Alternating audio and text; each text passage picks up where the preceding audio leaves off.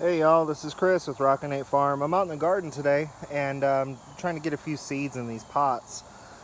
So what I'm planting today is this seed here. Let's see if we can get a somewhat decent focus on it. There we go. Alright, so this is the Moringa oleifera plant, and it's an amazing plant. It's actually a tree. Although you can top them, once they get about 4 to 6 feet high, you can kind of cut the top of them off so that they'll bush out more. But it's a really great tree. Part of our goals here with creating this orchard is that we're not necessarily looking for just like a traditional orchard. Nothing but fruits and nuts. We want all types of beneficial plants here, and perennials really the name of the game. Like most orchards don't have asparagus, but asparagus, you plant it once and it comes back year after year after year. And we love asparagus, and people are willing to pay for asparagus. So asparagus will be part of our orchard. So this moringa plant is truly amazing. And I'm actually going to start taking this seed apart while I'm talking to you about it. If you've got decent fingernails, nasty farmer fingernails like I have, then you can actually just kind of peel away the husk, the outer husk. Some people will also take these and soak them with the outer husk on them, but this works just as well. Probably better in my opinion, because once you water them in, they're just going to get going. They don't need to be stuck in the freezer or anything like that for a long period of time, like some seeds do. So you can see it's almost like a little pea once you get it out of the husk. So this moringa plant, what's so special about it? Well, we're going to be able to use it to cut down on our feed costs for our animals, and then we're also going to be able to use it for us. Moringa is one of those what they call a super plant.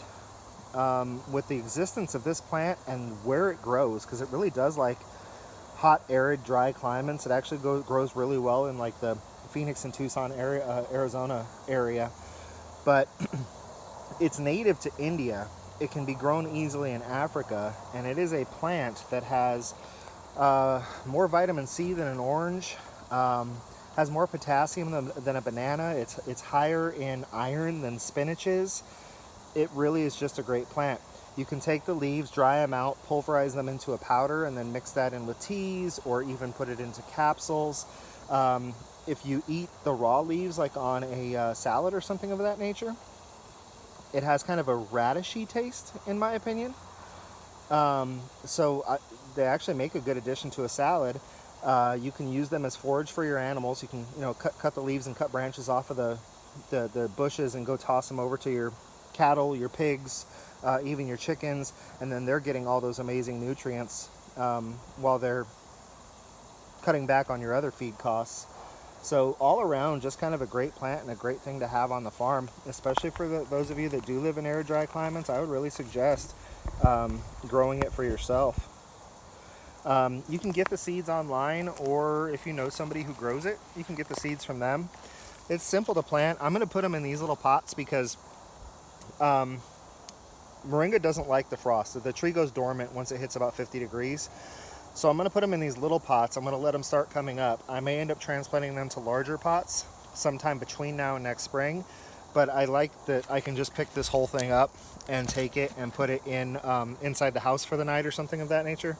So that's why I'm starting them out here. And we'll just kind of, when they start kind of outgrowing this small pot, then I'll have to transplant them. But that's why I'm planting them here. So I already came through and just kind of poked holes that are about a ½ inch to an inch deep. You literally just kind of drop the seed in there, cover it up, give it a little tap, and then I'll come through and water it well. And then once I'm done watering, use what you have.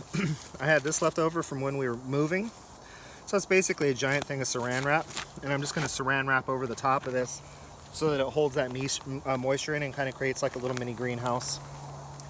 So that's what I'm doing today. I'm out here in the garden and just trying to get some moringa in the ground. I would encourage you all to research it. It's moringa, is it M-O or M-A?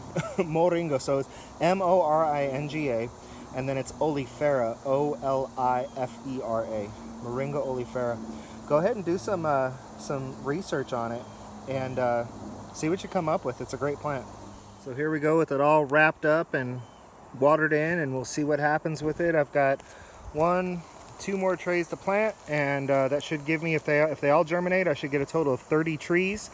So excited about adding another plant to the farm.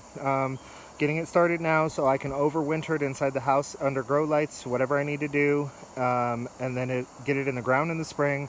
It'll have all spring, all summer, all fall to really establish itself before it has to go through a winter. So like I said, excited about adding yet another another staple, you know, good source of so much healthy nutrients to our farm. So again, this has been Chris with Rockinate Farm. Until I see y'all again, be happy and live healthy.